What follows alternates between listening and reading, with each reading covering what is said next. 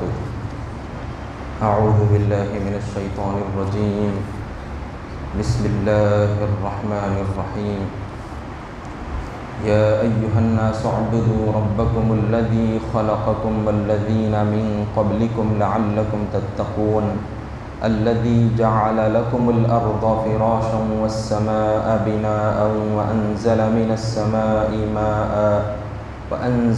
السماء ماء فأخرج به من الثمرات رزقا لكم فلا تجعلوا لله أندادا وأنتم تعلمون وإن كنتم في ريب مما نزلنا على عبدنا فأتوا بسورة من مثله وادعوا شهداءكم من دون الله إن كنتم صادقين فإن لم تفعلوا ولن تفعلوا فاتقوا النار التي وقودها الناس والحجارة أعدت للكافرين وبشر الذين آمنوا وعملوا الصالحات أن لهم جنات تجري من تحتها الأنهار كلما رزقوا منها من ثمرة رزقا قالوا هذا الذي رزقنا من قبل وأتوا به متشابها ولهم فيها أزواج مطهرة وهم فيها خالدون. صدق اللہ العظیم. محترم حاضرین کرام، ابھی جن آیات کی تلاوت کی گئی ہے یہ سورہ بقرہ کے تیسرے رکوع کی آیتیں ہیں. گزشتہ ہم نے اس رکوع کا آغاز کیا ہے. اس کی ابتدائی آیتوں میں اللہ سبحانہ و تعالیٰ نے توحید کی طرف ہم کو توجہ دلائی، اپنی عبادت کا حکم دیا اور اس پر دلائل قائم فرمائے کہ اللہ رب العزت نے یہ بات ارشاد فرمائی کہ انسان اگر اپنی پیدائش پر غور کر لے کہ اس کا کوئی وجود نہیں تھا اور اللہ نے اس کو کیسے پیدا کیا تو اس کو اللہ کی معرفت حاصل ہوگی. اسی طرح سے جو انسان پہلے پیدا کیے گئے ان کو کس نے پیدا کیا؟ اللہ ہی نے پیدا کیا. تو جب انسان اللہ کی ان نشانیوں میں غور و فکر کرے گا، اس کو سمجھنے کی کوشش کرے گا تو اس پر حقیقت کھل جائے گی اور وہ اللہ کی عبادت کی طرف لپکے گا، اللہ کو ایک مانے گا. اور اللہ تعالیٰ نے انسان کو پیدا کر کے یوں ہی نہیں چھوڑ دیا، بلکہ انسان کو کن کن چیزوں کی ضرورت پڑتی ہے اللہ نے وہ ساری چیزیں انسان کے لیے پیدا فرمائی. انسان کے لیے اللہ رب العزت نے آسمان بنایا، بادل بنائے اور اس کے ذریعے سے پانی برسایا، زمین سے اناج پیدا فرمایا تاکہ انسان ان چیزوں کو کھائے، لطف اندوز ہو اور اللہ کی عبادت کرتا رہے. اور پھر یہ تمام تر چیزیں اللہ نے ذکر فرمانے کے بعد ایک مختصر سے جملے میں یہ بات ارشاد فرمائی کہ آخر ان چیزوں کا پیدا کرنا کیوں کر ہوا؟ تاکہ تم پرہیزگار بن جاؤ، یعنی تم اپنے نفس کے پجاری نہ بنو، تم اپنے نفس کی خواہشات کی پیروی نہ کرو، نہ کسی اور کی پیروی کرو، بلکہ اللہ اور اس کے رسول کی بات مانو، ان کی تعلیمات پر عمل کرو. اب اللہ کی وحدانیت، اللہ کو ایک ماننے کے متعلق بات ذکر کرنے کے بعد اللہ نے پھر اپنے رسول کی طرف متوجہ فرمایا کہ اللہ کے ایک ہونے پر کیا دلیل تھی، یہ ذکر کر دی گئی. اور یہ تمام تر چیزیں کس نے پیش کی، کس نے بتلائی؟ تو بتلایا گیا کہ اللہ رب العزت نے جو دنیا کے اندر اپنے پیغمبروں کو بھیجا تو اسی طرح سے آخری پیغمبر اپنے پیارے نبی محمد مصطفیٰ صلی اللہ علیہ وسلم کو بھیجا. اور حضور صلی اللہ علیہ وسلم نے اللہ رب العزت کی وحدانیت کی طرف لوگوں کو دین کی دعوت دی. اب حضور کے رسول ہونے پر کیا دلیل تھی؟ تو قرآن کریم کو بطور معجزہ، بطور دلیل یہاں پر پیش کیا گیا، کیونکہ یہ کلام اگر کسی کو شک ہے کہ یہ کلام معاذ اللہ محمد مصطفیٰ صلی اللہ علیہ وسلم نے بنایا ہے تو اس کے لیے چیلنج کیا گیا کہ ہے کسی کے اندر دم کہ کوئی ایک صورت بنا کر پیش کر دے. حالانکہ یہ کلام عربی زبان میں نازل کیا گیا اور پہلے اولین مخاطب جو تھے اہل عرب تھے، عرب کے رہنے والے لوگ جن کی مادری زبان عربی تھی، ان کو چیلنج کیا گیا اور سارے انسانوں کے لیے بھی یہ چیلنج ہے. لیکن جو زبان جانتے تھے، جن کی مادری زبان عربی تھی، وہ خود اس سے عاجز آ گئے۔ اللہ نے یہاں تک فرما دیا کہ تم اپنے مددگاروں کو بھی شامل کر لو، یعنی تم اکیلے نہ کر سکو گے تو تمہارے جو مددگار ہیں، جو تمہاری ہیلپ کر سکتے ہیں، سب مل کر اللہ کے کلام کی مقابلہ کر دکھاؤ۔ لیکن کسی کے اندر یہ جرأت نہ ہو سکی۔ کیوں؟ کیونکہ یہ کسی انسان کا کلام نہیں بلکہ اللہ کا کلام ہے، اللہ کی طرف سے نازل کیا گیا ہے۔ تو اس سے ثابت ہوا کہ اللہ کے پیارے رسول محمد مصطفیٰ صلی اللہ علیہ وسلم رسول برحق ہیں، اور یہ جو کتاب نازل کی گئی ہے وہ اللہ کا کلام ہے، کسی انسان کا کلام نہیں ہے۔ اب یہاں پر ایک چیز ہم کو یاد رکھنی ہے کہ اللہ تعالیٰ نے اپنے پیغمبروں کو کئی سارے معجزات عطا فرمائے، اور ہر معجزہ اس نبی کے ساتھ ختم ہو گیا۔ حضرت داؤد علیہ السلام کا زمانہ تھا تو آپ کے زمانے میں کاریگری کا بڑا چرچا تھا، لوگ بڑے بڑے فنکار تھے، ہر کوئی جو ہے کچھ نہ کچھ بنا کر پیش کرتا تھا۔ اللہ نے حضرت داؤد علیہ السلام کو لوہے کا فن عطا فرمایا، آپ جو ہے زیرہ بنایا کرتے، بلٹ پروف جیکٹ بنایا کرتے، اور آپ اس فن کے بڑے ماہر تھے۔ تو اس طرح سے اللہ نے آپ کو یہ معجزہ عطا فرمایا کہ آپ جب وہ کوئی بلٹ پروف جیکٹ بناتے تو وہ ٹوٹتی نہیں تھی، خراب نہیں ہوتی تھی، اس انداز سے، اس ڈھنگ سے آپ بنایا کرتے تھے۔ یہ ایک معجزہ تھا، اس کا ذکر قرآن کریم میں ہم کو سورہ حدید کے اندر ملتا ہے۔ پھر اسی طرح سے موسیٰ علیہ السلام کا زمانہ آیا تو اس وقت جادوگری کا بڑا زور تھا، تو اللہ تعالیٰ نے حضرت موسیٰ علیہ السلام کو یہ معجزہ عطا فرمایا کہ آپ کو لاٹھی عطا فرمائی، اور اس کے ذریعے سے جادوگروں کا زور توڑ دیا، اور وہ سارے کے سارے جادوگر اللہ کی بارگاہ میں سجدہ ریز ہو گئے، ایمان لے آئے۔ پھر حضرت موسیٰ علیہ السلام کا زمانہ ختم ہوا، وہ معجزہ آپ کے ساتھ ختم۔ پھر حضرت عیسیٰ علیہ السلام کا زمانہ، تو اس وقت جو ہے طب، میڈیکل کی تعلیم بڑی عام تھی، لوگ یہ علاج کے بڑے ماہر تھے، لیکن لا علاج بیماری کا علاج کرنا یہ کسی کے بس کی بات نہیں تھی۔ تو اللہ تعالیٰ نے حضرت عیسیٰ علیہ السلام کو ایسے معجزات عطا فرمائے کہ آپ لا علاج بیماری کا علاج فرمایا کرتے۔ جو نابینا ہوتا اگر ہاتھ پھیر دیتے تو وہ بینا ہو جاتا، دیکھنے والا ہو جاتا۔ جو کوڑی برس کی جو بیماری ہوتی، اس بیمار کے اوپر اگر آپ ہاتھ پھیر دیتے تو وہ اچھا ہو جاتا۔ یہ معجزات تھے جو ہر نبی کے ساتھ ختم ہو گئے، لیکن اللہ تعالیٰ نے جو حضور کو کئی سارے معجزے عطا فرمائے، تو ان میں ایک معجزہ قرآن کریم کا تھا، جو قیامت تک کے لیے یہ حضور کا زندہ معجزہ رہے گا، کیونکہ قرآن کریم حضور کے اس دنیا سے پردہ فرما جانے کے بعد ختم نہیں ہوا، بلکہ قیامت تک ہم کو اس پر عمل کرنا ہے۔ اور یہ سارے انسانوں کے لیے چیلنج ہے، اگر کوئی حضور کو نہیں مانتا، اللہ کو نہیں مانتا، تو اس کے لیے بطور چیلنج یہ بات پیش کی گئی ہے کہ تم اس کا مقابلہ کر لو۔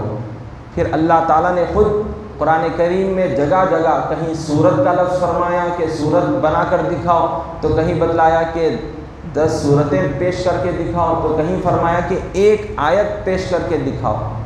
تو یہ سب کے سب عاجز آ گئے۔ حضور کے زمانے سے لے کر آج تک اور قیامت تک کوئی اس کو پیش نہیں کر سکے گا۔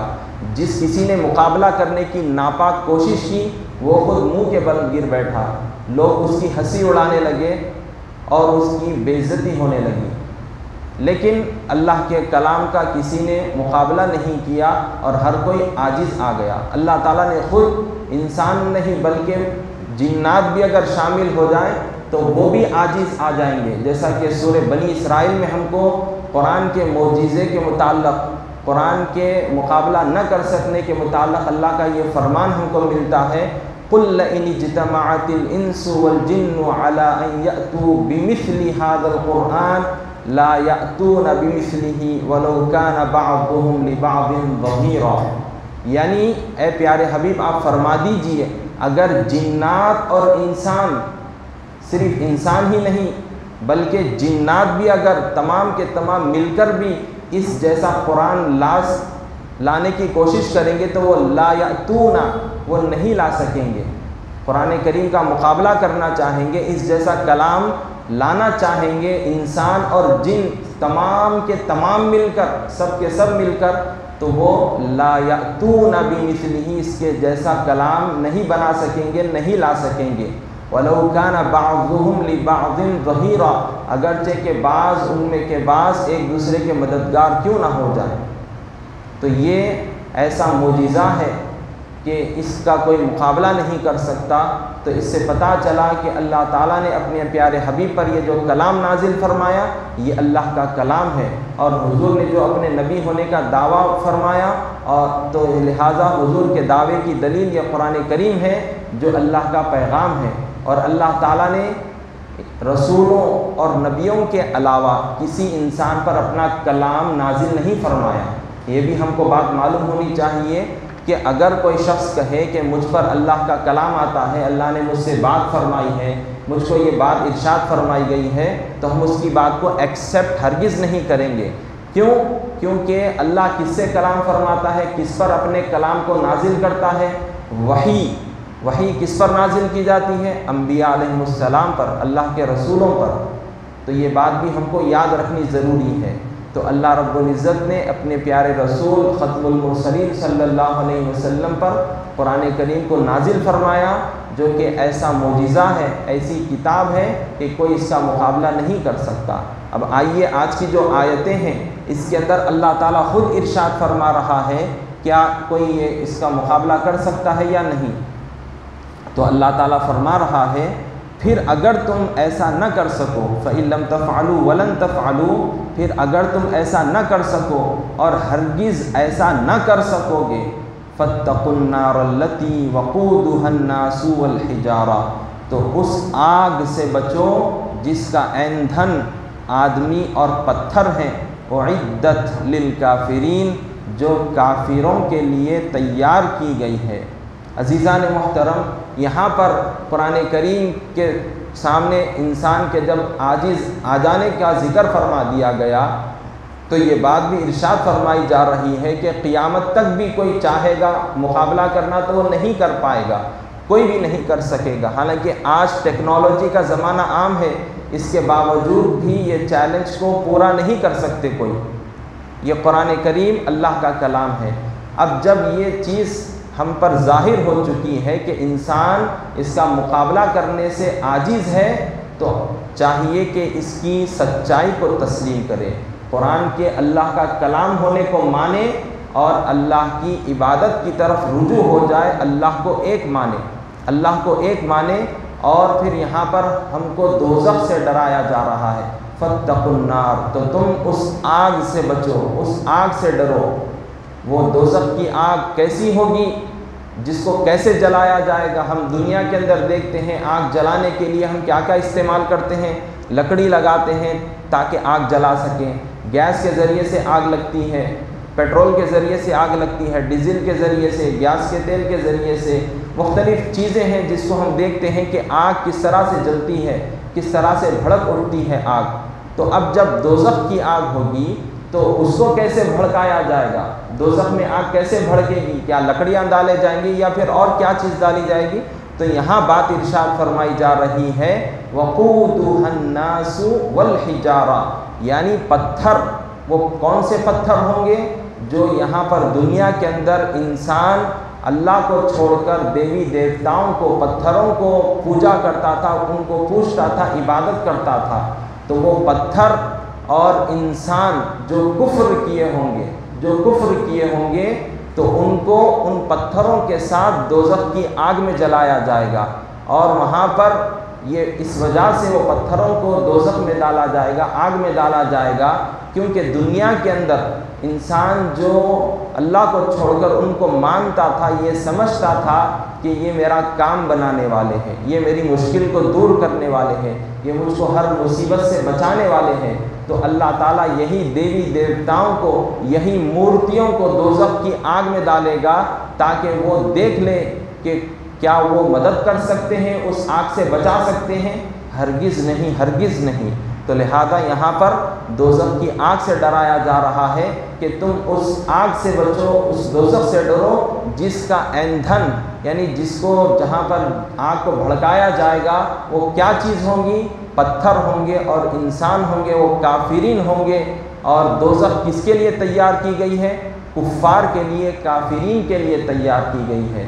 تو اس سے ایک بات یہ بھی پتہ چلی کہ دوزخ کا وجود، دوزخ بن چکی ہے۔ اعدت یہ پاسٹ ٹینس کا فارم ہے، یہ ٹینس ہے یہ، تو لہٰذا اس سے پتہ چلا ہے کہ دوزخ تیار کر دی گئی ہے۔ اور جنت کے متعلق بھی جو قرآن کریم میں ہم کو الفاظ ملتے ہیں، اعدت للمتقین، جو جنت کے بارے میں آیا پرہیزگاروں کے لیے تیار کر دی گئی ہے، تو یہ ہمارا ایمان ہے کہ جنت و دوزخ بالکل برحق ہیں اور اللہ تعالیٰ نے ان کو بنا دیا ہے، ان کو بنا دیا ہے۔